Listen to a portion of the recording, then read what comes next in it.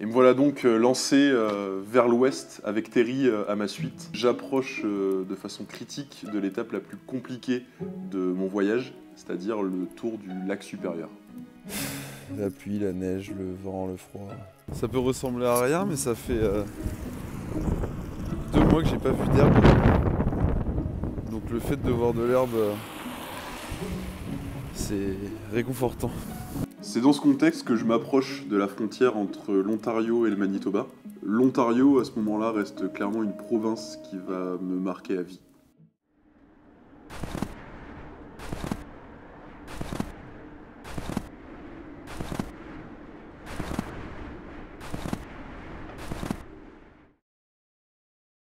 Jour 80, on est le 3 avril 2019 et aujourd'hui, c'est le Manitoba.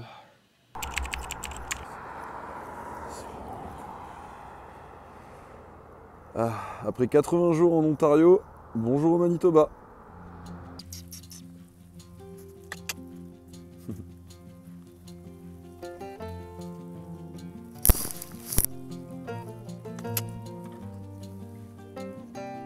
Et voilà que, comme pour fêter mon arrivée au Manitoba, la nature se réveille finalement.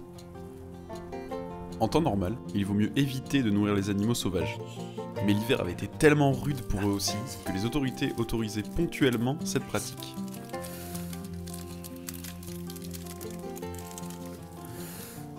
Vous n'avez pas le droit de manger, vous, apparemment. Vous êtes des goinfres, vous pourriez en laisser à vos gamins? Non, j'ai plus rien. Oh, c'est truffe. Oh, les pauvres. Venez manger. Oh, les pauvres Titi. Mais non, mais vous êtes des sagouins, enfin.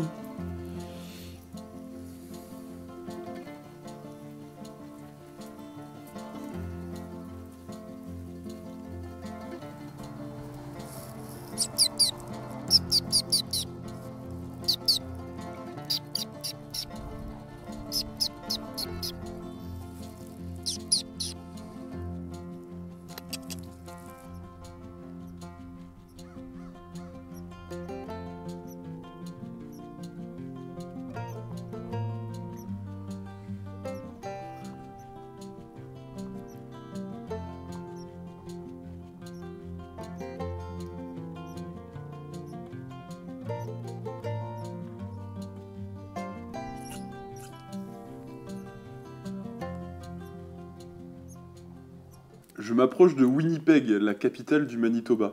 Et vous pouvez même pas imaginer à quel point je suis heureux de m'approcher de Winnipeg, parce que Winnipeg est une ville, ça peut sembler rien comme ça à l'oreille, mais c'est une ville qui est symbolique pour moi à 2 niveaux.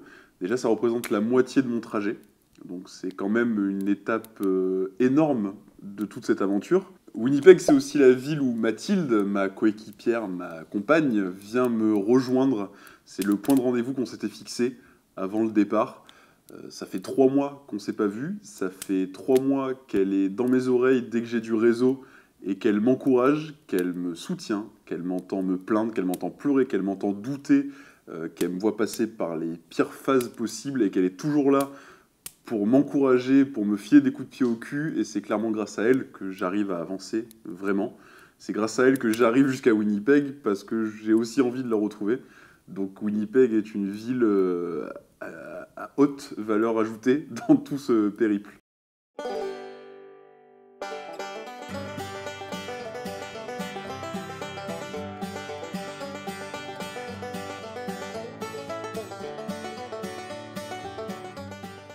On s'octroie 3 semaines pour se retrouver.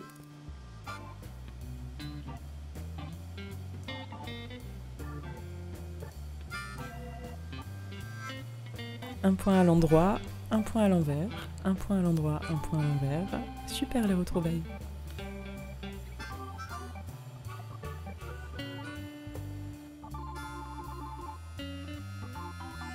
C'est aussi une bonne occasion de découvrir le pays en marchant loin des autoroutes.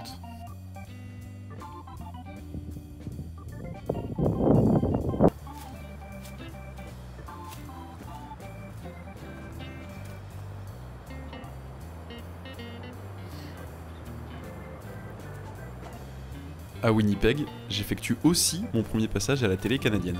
J'en ai d'ailleurs profité pour me parer de mon plus bel accent français. Now, over 100 days into his journey, Dylan Auguste has safely arrived in Winnipeg. I left Montreal, I think mid-January, something like this, like on the 14th. On arrête ici, la suite de l'interview sera peut-être dans l'éventuel bêtisier du documentaire. Winnipeg, c'est aussi la ville de notre rencontre avec Chloé, Willy, Ben, Lily et Wallace. La famille symbole de tout cet amour canadien, qui deviennent des amis, clairement, qui sont des amis encore aujourd'hui, et une des plus belles rencontres de tout ce périple, voire de ma vie. Mathilde rentre en France, il est temps pour moi de reprendre la route. J'ai le cœur plus léger, mais une douleur à la jambe gauche a fait son apparition il y a quelques semaines. Et elle s'intensifie petit à petit. C'est quand même pas dégueu ici.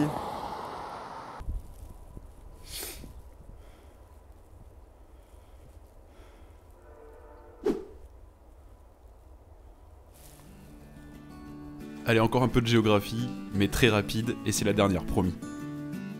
On appelle Prairie canadienne la partie du territoire qui s'étend du bouclier canadien à l'est jusqu'aux montagnes rocheuses à l'ouest. Les prairies regroupent les provinces du Manitoba, du Saskatchewan et de l'Alberta. C'est une des plus grandes régions agricoles du monde et on y cultive principalement du blé. Et dans les prairies, il y a du vent. Beaucoup de vent. Et c'est plat. Très plat. D'ailleurs, les habitants des prairies ont un dicton vraiment représentatif. Ils disent que tu peux t'asseoir sur le palier de ta porte et regarder ton chien courir vers l'horizon pendant des jours. Maintenant que j'y suis, je suis pas convaincu que ce soit juste une expression. Et dans les prairies, il y a des trains aussi. Beaucoup de trains.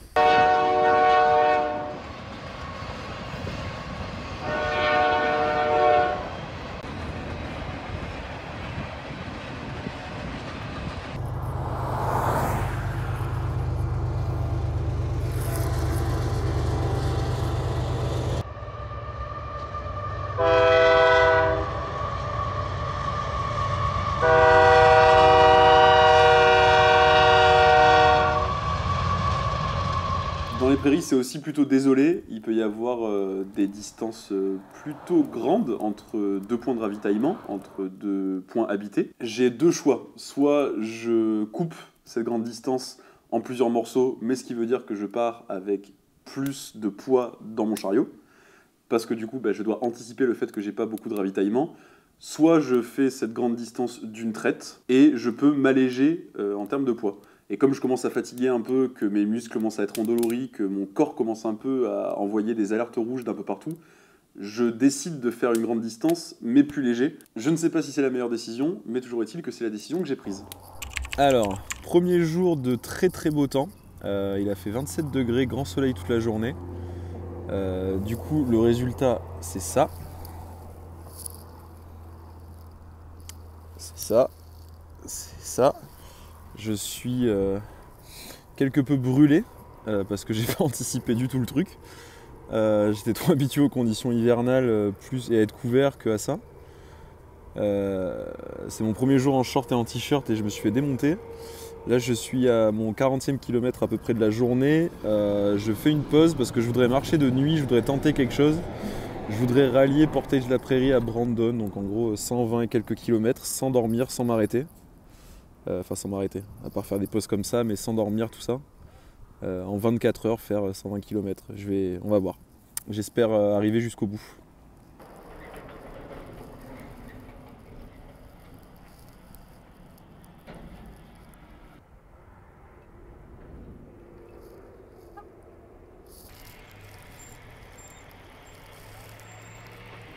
J'ai pris le soleil toute la journée, donc je suis brûlé sur la peau, je suis déshydraté, j'ai une insolation, mais je continue. J'essaye de me réhydrater avec ce qui me reste de provisions. J'essaye de manger un peu, j'ai du mal, mais j'essaye de manger un peu. J'en suis au kilomètre 60 de cet ultra méga giga marathon. Je commence à avoir des vertiges, je commence à être crevé comme c'est pas permis. On va voir, je vais réfléchir. Vers 3-4 heures du matin, Je longe une forêt, je suis en lisière de forêt, et j'entends du bruit, je sens comme une présence, en fait, à ma gauche. Et donc j'ai ma lampe frontale, je tourne la tête, et je vois des petites billes qui luisent. Alors, lisière de forêt, un tout petit peu, qui me surplombe d'une 50aine de centimètres à peine, mais qui me regardent. Et je comprends donc que ce sont des paires d'yeux qui se dessinent tout au long de ces bois. Et c'est une meute de loups, en fait, d'une vingtaine de loups qui me regardent. Il y a deux solutions. Soit ils ont déjà bien mangé et ils sont plus curieux qu'autre chose, soit ils sont affamés et ils sont en mode chasse. Je prie évidemment pour qu'on soit dans le premier cas, mais comme je ne peux pas laisser mon sort au hasard, je prends mon destin en main. J'ai une hachette qui est accrochée à Terry et j'ai un grand couteau d'aventure. Je me munis de ces deux armes blanches, je les brandis au-dessus de ma tête et je cours vers les loups en hurlant, en espérant les faire fuir. Ça fonctionne, ils étaient donc plus curieux et repus qu'affamés, donc ils s'enfuient. Les loups ont fui, mais il y a quand même la possibilité qu'ils continuent de me suivre, donc je suis en alerte, je suis fatigué parce que ça fait plus de 70 km que je marche maintenant, et je dois rester vigilant, je me retourne constamment, je suis quand même pas serein, on va pas se mentir. Finalement, je sors de cette forêt, de ce bois, me retrouve à nouveau dans les prairies, parce que apparemment j'ai croisé la seule forêt des prairies, et elle était habitée par des loups, donc super.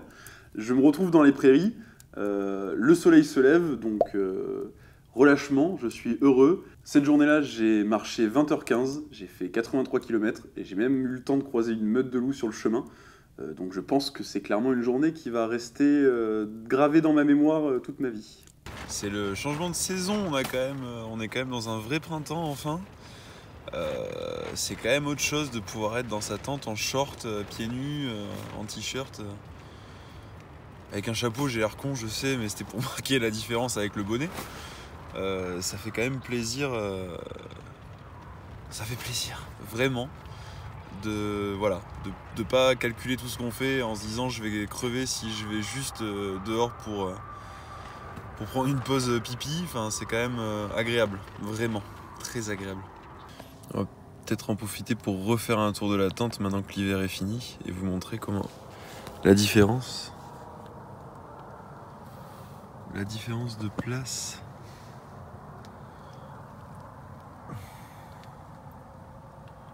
J'ai la place de m'asseoir tranquille maintenant, bouger les jambes et tout. Pour les animaux sauvages, petit couteau et petit bear banger. Alors, le truc qui ressemble à un stylo, c'est un bear banger. Ça sert à repousser un ours sans lui faire de mal, juste en lui faisant peur. En gros, en action, ça donne ça. La bouteille d'eau qui a remplacé la bouteille de pisse, c'est très bien ça. La batterie toujours pour recharger le téléphone, les affaires de la journée, parce qu'il n'a pas fait beau aujourd'hui. Mes lunettes, ça c'est les emballages évidemment. Matelas, oreiller et duvet, mon sac à dos d'appoint, chaussures, thermos. Voilà, parfait. C'est parfait.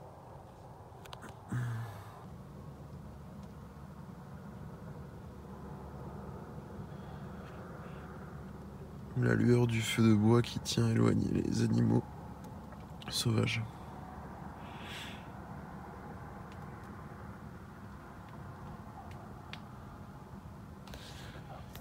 Est-ce qu'on peut entendre les coyotes la nuit? Le beau temps et la chaleur amènent aussi leur lot de complications, notamment les incendies.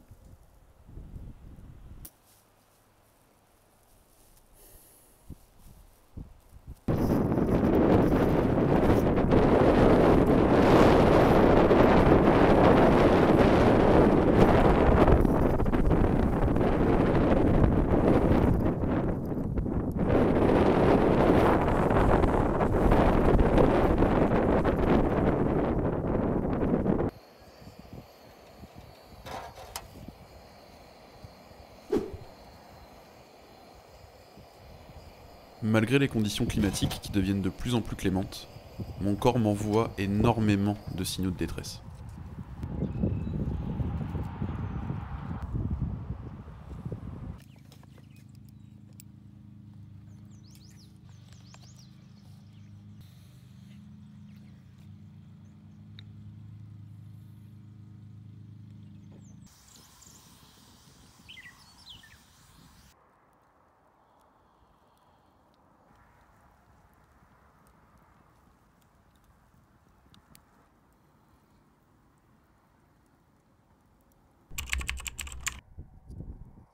Au jour 134, je traverse la frontière entre le Manitoba et le Saskatchewan, qui devient ainsi la 4e province dans laquelle j'évolue, après le Québec, l'Ontario et le Manitoba.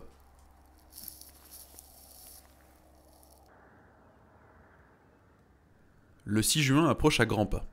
Et le 6 juin, c'est une date vraiment importante, parce que c'est le jour au cours duquel on célèbre le débarquement en Normandie.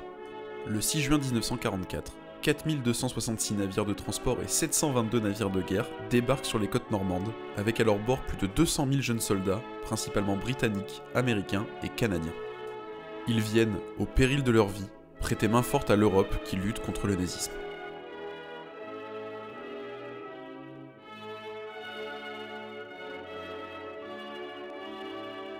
Dans un registre bien moins héroïque et historique, il s'avère que le 6 juin, c'est aussi mon anniversaire. Cette année, je le fête au fin fond du Saskatchewan, tout seul. Enfin, je crois que je vais le fêter tout seul. En fait, Mathilde et Chloé, dans mon dos, avaient tout organisé pour que Chloé conduise 8 heures aller-retour et vienne me faire la surprise depuis Winnipeg, en m'amenant une tarte au citron, mon petit péché mignon, et pour que je ne sois pas seul le jour de mon anniversaire. Ça me fait chaud au cœur, ça me fait du bien, mais concrètement, à ce moment-là de l'aventure, mon corps est à bout. Dès que je fais 1 kilomètre, je fais des malaises. Dès que je marche 10 minutes, mes pieds se mettent à saigner. Après quelques semaines à me plaindre d'œdème au petit doigt de pied, ce qui devait arriver arriva. L'ongle s'est détaché. Voilà, je sais. Enfin, mon corps m'envoie des alertes de partout, ça devient horriblement dur de continuer à avancer. J'insiste quand même, je veux aller au bout, donc je change de moyen de transport. Je trouve une petite boutique, j'achète un vélo, j'essaye de l'équiper pour continuer l'aventure. D'abord avec Terry 2 derrière moi.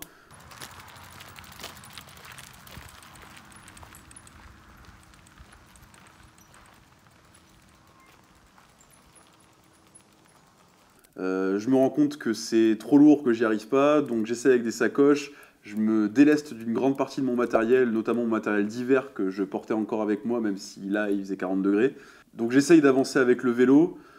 Le vélo c'est pareil, je fais 1 kilomètre, je suis à deux doigts de tomber dans les pommes, j'arrive pas à avancer. Je veux vraiment continuer, j'insiste, mais mon corps me refuse le droit d'aller au bout.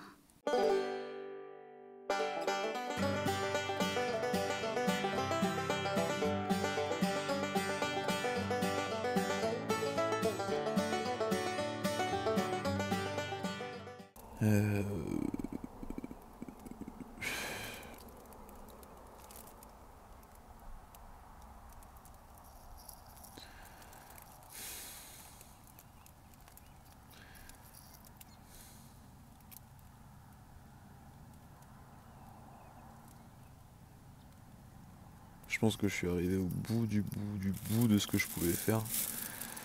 Mon corps y est plus, mon esprit y est plus, je suis...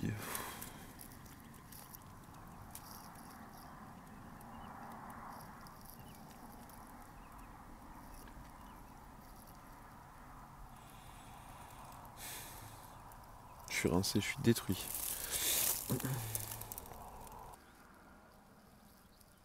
Ça fait 149 jours et quasiment 3000 km que je marche. C'est la fin. J'ai beau continuer à me répéter, un pas après l'autre, un pas après l'autre. La formule magique qui m'a porté jusqu'ici, je suis à bout. Je peux plus avancer.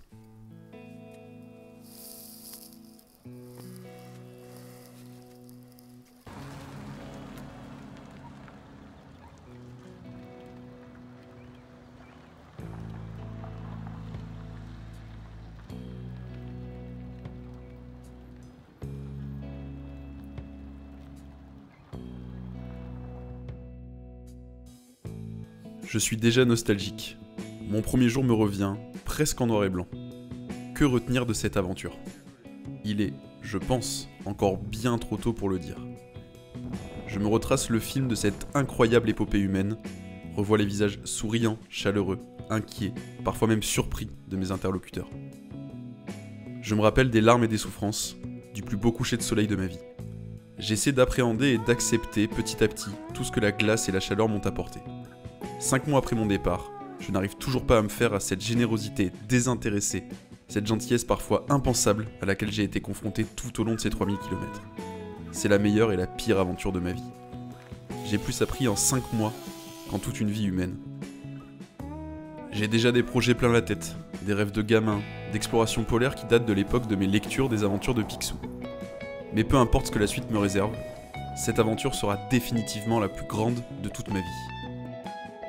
Je suis parti de mon Bordeaux natal, où l'hiver le plus froid que j'ai connu nous a peut-être fait descendre le mercure jusqu'à -12, où j'ai vu 3 fois la neige, et encore par petits flocons. J'ai débarqué dans cet immense pays, presque hostile, par -25 degrés. Je m'y suis forgé plus que n'importe où ailleurs. J'y ai pleuré plus que n'importe où ailleurs. Je me suis dépassé comme je ne pensais même pas en être capable. Après avoir bossé des années dans le domaine de l'urgence préhospitalière, je pensais avoir tout vu, ou du moins être capable de tout voir. Ici, j'ai découvert autre chose, une autre vie. J'ai toujours été seul, sans jamais vraiment l'être, tout au long de ces 3000 km. Je me suis découvert, certes, mais plus important encore, j'y ai découvert le Canada. Ou du moins, mon Canada.